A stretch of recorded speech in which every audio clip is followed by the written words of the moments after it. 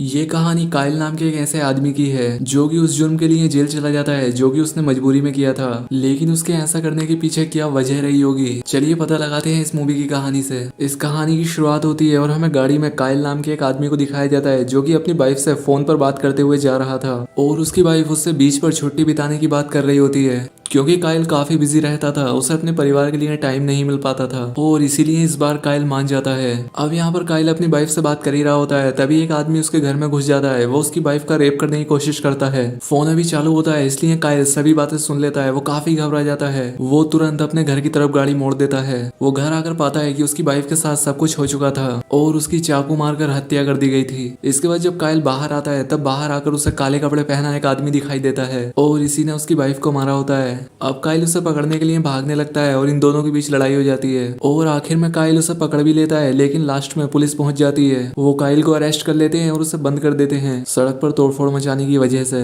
अब इसके बाद काइल उस आदमी पर कोर्ट केस कर देता है, लेकिन वो आदमी काफी अमीर परिवार से था। उसने जज को खरीद लिया था इसलिए वो बड़ी ही आसानी से बच जाता है। अब काइल को ऐसा होता देखकर बहुत गुस्सा आता है और वो पुलिस की गन को छीनकर उसे शूट कर देता है और इस अपराध के लिए कोर्ट उसे उम्र कैद की सजा सुनाती है। इसके बाद उसे एक बहुत ही बड़ी जेल में ले जाया जाता है। खैर अब जेल में ले जाकर सभी नए कैदियों को एक लाइन में खड़ा कर दिया जाता है। अब यहाँ अगर जर्नल एक आदमी के खड़े बाल देखकर उससे उसका नाम पूछता है, जिस पर वो अपना नाम बिली कूपर बताता है और वो उस बेचारे कैदी को बेवजह पीट देता है। दरअसल इस जेल के सारे पुलिस वाले काफी ज्यादा करप्ट होते हैं और काफी लालची भी, और इसीलिए वो काइल की वाइफ की दी हुई अंगूठी भी रख लेते हैं। और जब काइल इस बात का विरोध करता है तब वो उसे भी पीट देते हैं। वो उससे उसकी वाइफ की फोटो को लेकर भी फेंक देते हैं। अब उन सभी नए कैदियों को उनकी जेल के अंदर दिखाया जाता है जहाँ पर काइल अपनी वाइफ को याद कर रहा होता है। उसे उसकी काफी याद आ रही होती है। लेकिन तभी वहाँ पर कुछ पुलिस वाले आते हैं और उसकी बराबर वाली सेल में से बिली को लेकर चले जाते हैं। वो उसे एक सेल में ले जाकर कूल हैंड नाम के कैदी के साथ बंद कर देते हैं। यहाँ पर कूल हैंड बिली को पीटने लगता है। वो उसका रेप करने की कोशिश करता है। इस वजह से बिली काफी तेजी से चिल्लाने लगता है और इससे सभी कैदी काफी डर जाते हैं। अब यहाँ पर काइल को कूल हैंड को देखकर उस रेपिस्ट की याद आ जाती है जिसने की उसकी वाइफ को मारा था और इसीलिए कूल हैंड के साथ उसकी फाइट हो जाती है और इस वजह से वहाँ के पुलिस वाले उसे एक नए सेल में बंद कर देते हैं। यहाँ पर काइल खुद को फांसी लगाने की कोशिश करता है लेकिन वो ऐसा नहीं कर पाता।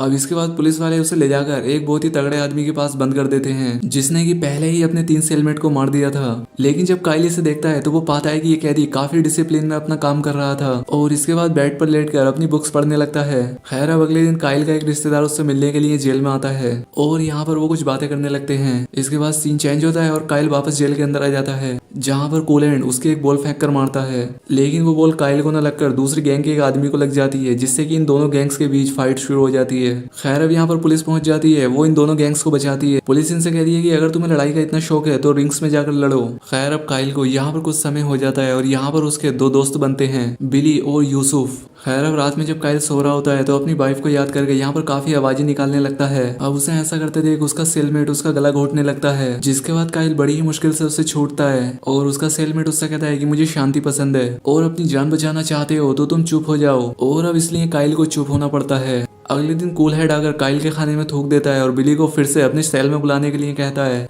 और दूसरी तरफ काइल पुलिस को पैसे देकर अपना सेल बदलवाने के लिए कहता है लेकिन वो पुलिस वाले उससे ज्यादा पैसे मांगते हैं। अब इसके बाद यहाँ पर फाइट का एक प्रोग्राम होता है जिसमें 2 लोग लड़ते हैं और इनकी ये लड़ाई तब तक होगी जब तक कि इनमें से एक मर न जाए। और इस जेल के गार्ड्स और ऑफिसर इन पर सट्टा लगाकर काफी सारे पैसे कमाते हैं। इसके बाद यहाँ पर कूल हेड और उसके राइवल गैंग की उसके साथ लड़ाई होती है और यहाँ पर कूल हेड अपने ओपोनेंट को बड़ी ही बेरहमी से मार देता है। जिसके बाद काइल अपने सेलमेट इनमेट से इस बारे में पता करता है। वो उससे कहता है कि क्या तुम भी इस तरह की फाइट किया करते थे।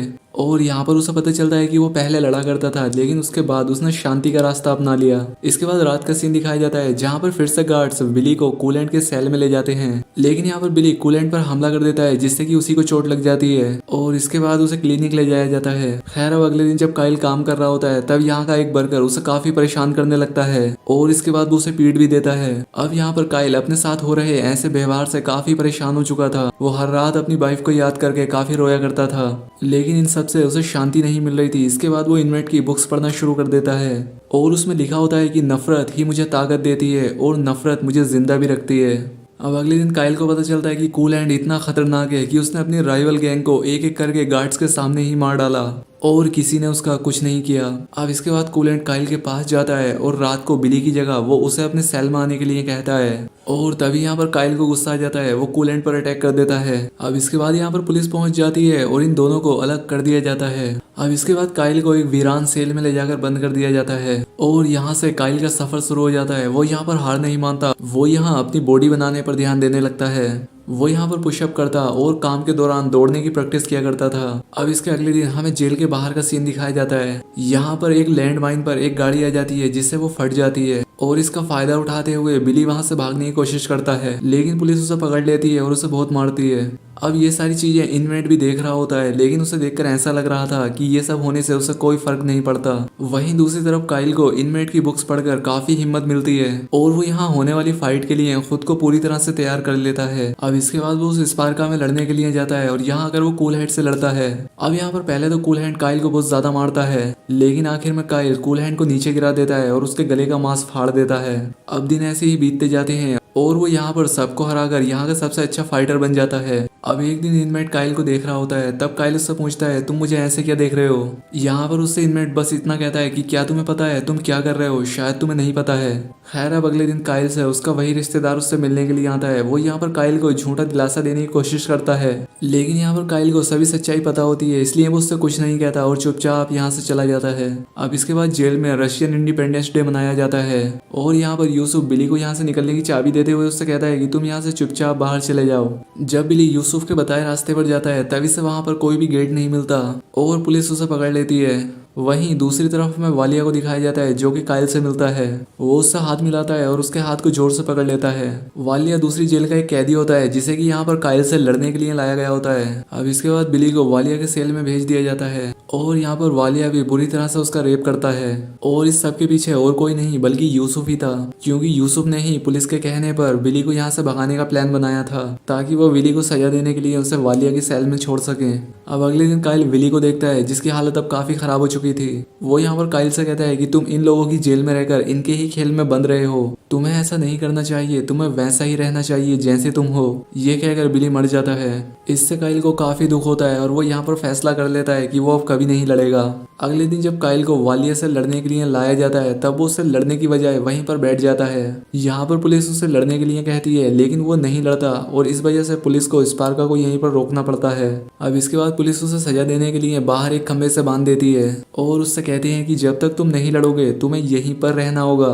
और अब जब इनमेट को पता चलता है कि यूसुफ ही बिली की मौत का जिम्मेदार है तब वो उसे मारने के लिए वहां आता है। यहाँ पर यूसुफ कहता है कि मुझे कुछ दवाइयों की जरूरत थी इसीलिए मैंने ऐसा किया, लेकिन यहाँ पर इनमेट उसकी कोई बात नहीं सुनता, वो उसे मार डालता है। दूसरी तरफ इस जेल के सभी कैदी काइल को देखकर कहते हैं कि इस जेल ने उन्हें वो बना दिया है जो वो है ही नहीं। वो यहाँ पर काइल से इंस्पायर होकर स्पार्का में न लड़ने का फैसला लेते हैं और अब स्पार्का में कोई भी भाग नहीं लेता। अब इसके कुछ देर बाद पुलिस भी काइल को खोल देती है और वो उसे क्लिनिक में ग्लूकोज लगवाती है। अब यहाँ का जेलर जेल में आता है और सबको धमकी देता है कि करवावी जेल में कोई कैदी हुक्म नहीं मान रहा और वो सभी अपनी चला रहे हैं और ऐसा करने की क्या सजा मिलती है आज मैं तुम्हें ये बताऊंगा। अब इसके बाद यहाँ पर काइल को लाया जाता है और उसके सामने एक बड़े से पागल आदमी को लाकर खड़ा कर दिया जाता है। वो उसे मारने के लिए जानवरों की तरह उसके पीछे पड़ जाता है। अब काइल उससे बचने की कोशिश करता है लेकिन वो उसे पकड़ लेता है, लेकिन यहाँ पर काइल बचने के लिए जोर जोर से दीवार पर हाथ मारता है और ये सुनकर वो पागल आदमी उसे छोड़ देता है। और यहाँ पर काइल समझ जाता है कि इस आवाज को सुनने के बाद ये आदमी शांत हो जाता है और इसके बाद काइल उसी तरह की आवाजें निकालता है जिससे कि वो आदमी नॉर्मल हो जाता है। लेकिन ये देखकर जनरल काइल को मारने के लिए उस पर शूट करता है। ये देखकर सभी कैदियों को गुस्सा आ जाता है और वो काइल की हेल्प करने के लिए जेल तोड़ने लगते हैं और यहाँ पर पुलिस को मारने लग जाते हैं। और यहाँ पर पुलिस के द्वारा की गई गोलीबारी के चलते यहाँ पर कुछ कैदी और वो पागल आदमी मर जाता है। लेकिन यहाँ पर कुछ देर के बाद पुलिस सब कुछ कंट्रोल में ले लेती है और अब इसके बाद काइल और इनमेट को 2 हफ्तों तक उनके सेल से बाहर नहीं निकलने दिया जाता है। यहाँ पर इनमेट उसे बताता है कि जिन 2 आदमियों को मैंने पहले मारा था वो बहुत बोलते थे और मुझे शांति पसंद है। इसके बाद इनमेट काइल को एक डायरी देता है जिसमें कि उसने इस जेल की सभी काली करतूतों और यहाँ के रहस्यों के बारे में लिखा था। वो काइल से कहता है कि तुम बाहर निकलकर इस बुक को एक ऐसे आदमी को देना जो कि हमारी मदद कर पाएगा, कोई तो ऐसा होगा जो हमारी हेल्प कर सकता हो।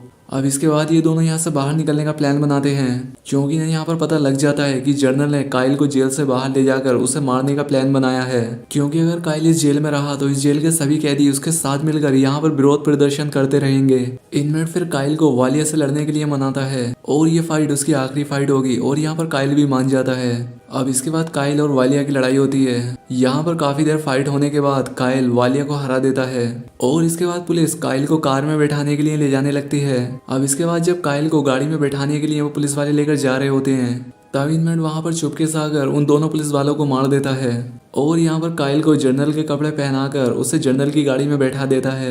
यहाँ पर काइल उसे भी अपने साथ चलने के लिए कहता है, लेकिन इनमेट उसे कहता है कि ये जेल ही अब मेरा घर है और मैं यहाँ से बाहर जाना भी नहीं चाहता। अब इसके बाद इनमेट जनरल के कमरे में जाता है और वहां जाकर जनरल की जवान काट देता है और वहीं दूसरी तरफ काइल को सब लोग जनरल समझकर उसकी गाड़ी को जाने देते हैं और अब आखिर में इस तरह से काइल करवाबी जेल से बाहर निकल जाता है और बाहर जाकर इनमेट की डायरी को पब्लिश करवा देता है और इससे उस जेल पर कार्यवाही हो जाती है और 3 महीने के अंदर ही उस जेल को बंद करवा दिया जाता है। और अब इसी के साथ ये मूवी यहाँ पर एंड हो जाती है। तो दोस्तों वीडियो कैसी लगी कमेंट करके जरूर बताएं, साथ ही चैनल को सब्सक्राइब और वीडियो को लाइक जरूर करें। तो आज के लिए बस इतना ही, मिलते हैं हमारी नेक्स्ट वीडियो में।